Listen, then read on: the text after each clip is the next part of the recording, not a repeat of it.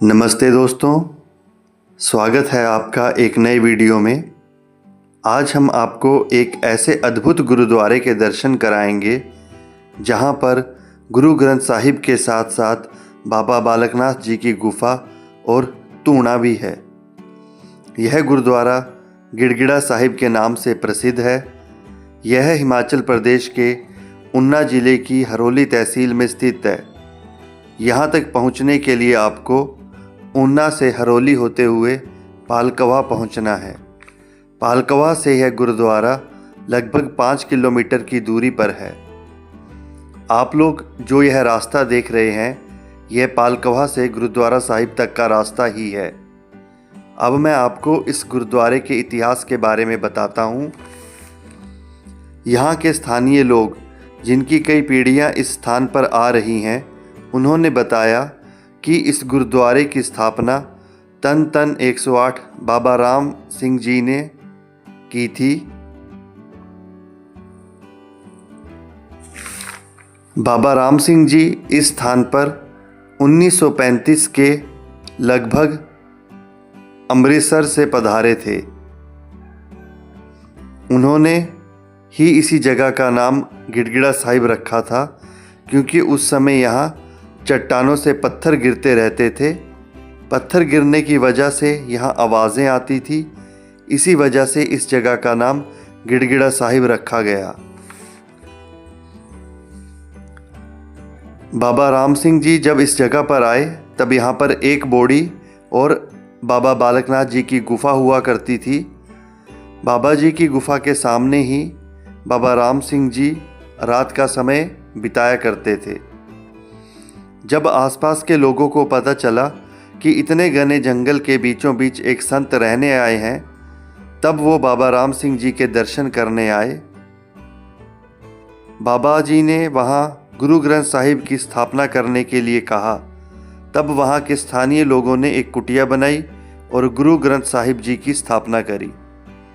बाबा राम सिंह जी ने इस पवित्र स्थान पर लगभग 18 वर्ष तपस्या करी।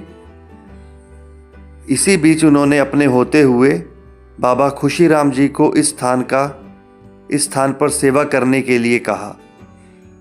बाबा खुशीराम जी ने उनके आदेशानुसार इस स्थान की सेवा करी और दिसंबर 2013 में उन्होंने समाधि ग्रहण कर ली। तब तक खुशीराम जी ही इस जगह पर सेवा करते रहे।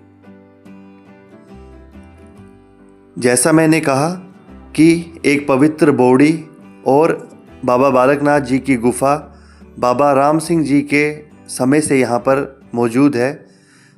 अब हम आपको उस पवित्र बोड़ी के दर्शन कराते हैं। यह रास्ता पवित्र बोड़ी की तरफ जाता है और अब यहाँ से आपको यह कच्चा रास्ता लेना पड़ेगा। यह रास्ता बोड़ी के स्थान तक जाता है।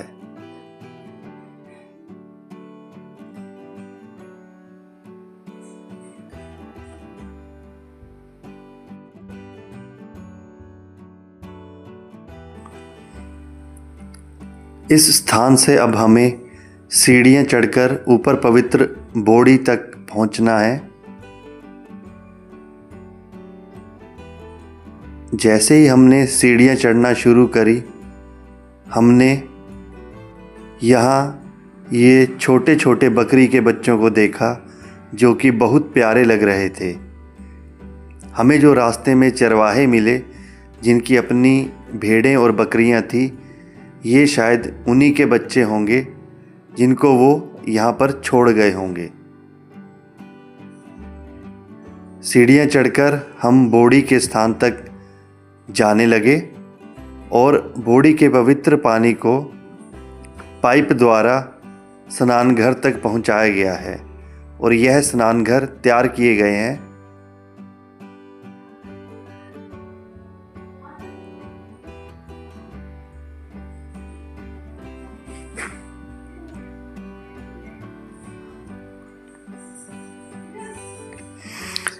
यहाँ पर स्नान करने के पश्चात हम दोबारा से सीढ़ियां चढ़कर पवित्र बोड़ी के स्थान को देखने चल पड़े।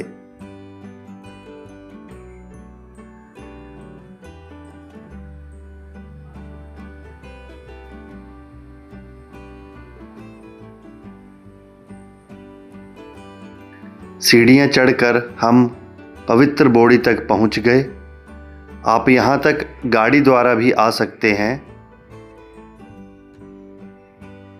और यहाँ पर हमें एक बोर्ड दिखाई दिया जहाँ पर बोड़ी में कुछ इंस्ट्रक्शंस या गाइडलाइन फॉलो करने के बारे में लिखा हुआ था।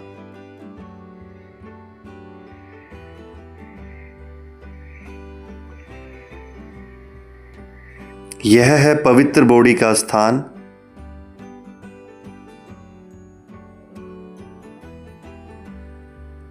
यहाँ अंदर प्रवेश करते ही हमें सामने यज्ञ दिखाई दिया। सामने ही निशान साहब का स्थान था।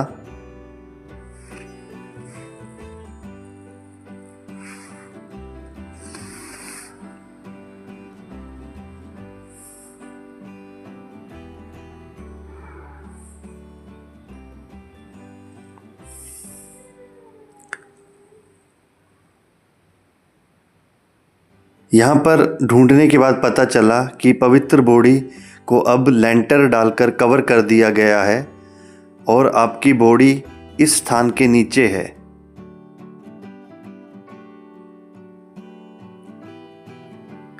और इस बोड़ी के पानी को अब पाइप द्वारा नीचे स्नान घर तक पहुंचाया गया है, जहां पर श्रद्धालु स्नान करके गुरुद्वारा साहिब के दर्शन करने जा सकते हैं। आप देखिए यह बोड़ी कितने घने जंगल के बीचों बीच है। बोड़ी के दर्शन करने के बाद हम वापस अपनी गाड़ी की तरफ चल पड़े।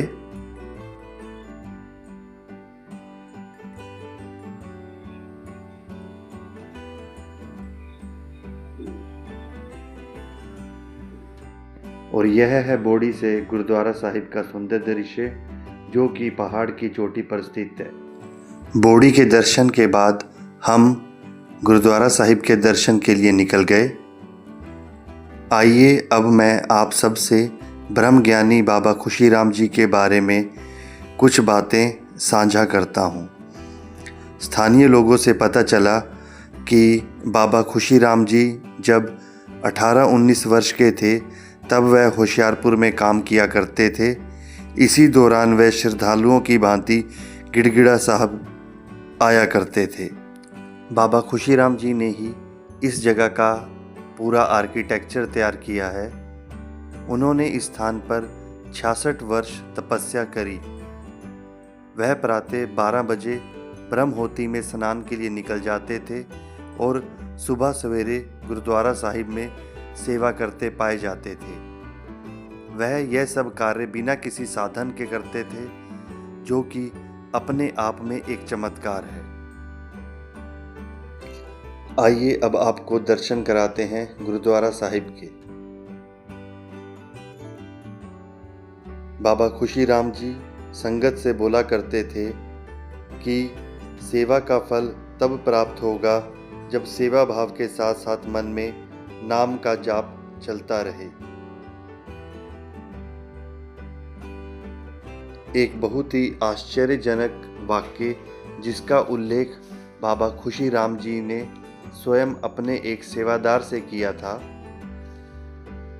बाबा जी ने बताया कि एक बार वह दर्शन के लिए चिंतपूर्णी माता और ज्वाला जी गए। जब ज्वाला जी में उन्होंने माता को प्रसाद रूप 2 लड्डू चढ़ाने की भेंट की, तब उनके हाथ से एक लड्डू माता ने स्वीकार कर लिया और उनके हाथ में सिर्फ एक लड्डू ही रह गया। इस चमत्कार के बाद जब वह गिड़गिड़ा साहिब दर्शन के लिए आए, तब उनको बाबा राम सिंह जी ने सेवा का हुक्म दिया और इसके बाद समाधि ग्रहण करने तक बाबा खुशीराम जी ने यहाँ पर सेवा दी।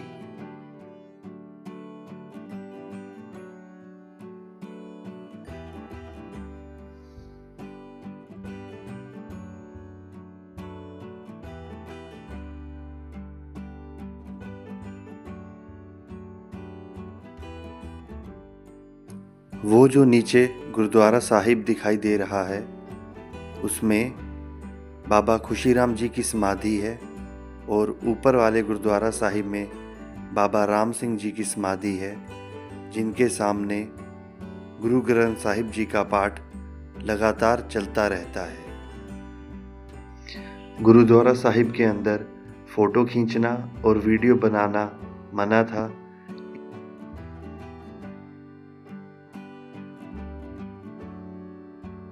पर आप स्वयं यहाँ आकर बाबा बालकनाथ जी के दर्शन, बाबा राम सिंह जी की समाधि के दर्शन और उस गुफा के दर्शन भी कर सकते हैं जहाँ पर बैठकर बाबा जी ने तपस्या की थी।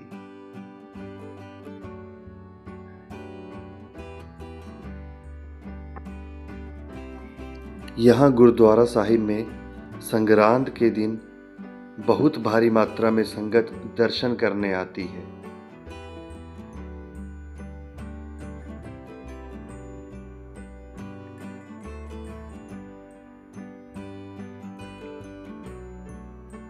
जय बाबा बालकनाथ जी, जय बाबा राम सिंह जी, जय बाबा खुशीराम जी। सतनाम श्री वाहिगुरु।